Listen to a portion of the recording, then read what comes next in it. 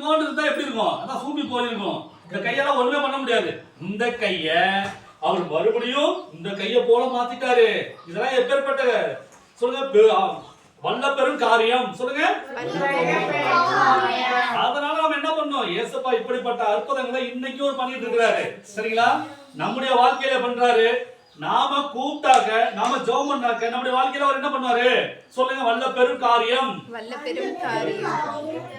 வல்ல பெரும் அற்புதம், வல்ல பெரும் அதிசயங்கள் என் வாழ்க்கையிலே அவர் செய்வார். அவர் செய்வதற்கு அவர் உண்மையும் நீதியும் உள்ளவராய் இருக்கிறார். இயேசு நேற்றும் இன்றும் என்றும் மாறாதவராய் இருக்கிறார். Very good, very good, very good, very good. அப்போ நாம இப்ப பாட போறோம். ரெடி?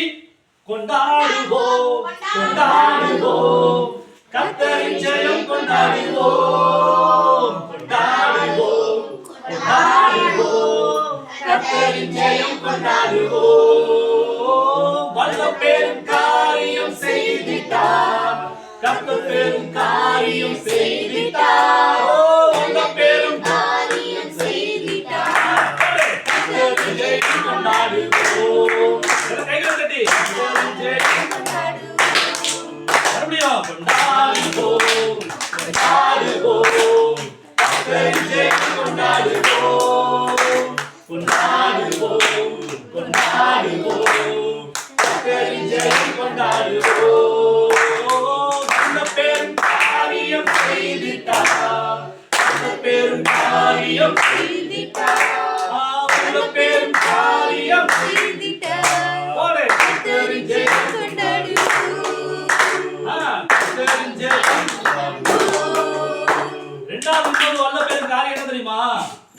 அந்த கடவுளே யாவே தெய்வமே அவர் என்ன பண்ணாரு? குழந்தை ரூபத்துல இந்த பூமியில மனிதனா பிறந்தது ஒரு வல்ல பெரும் காரியம். சொல்ல கேட்குறீங்க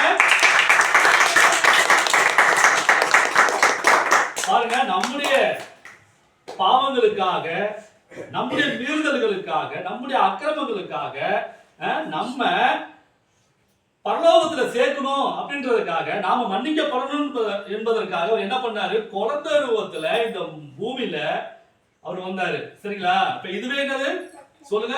வல்ல பெரும் காரியம்.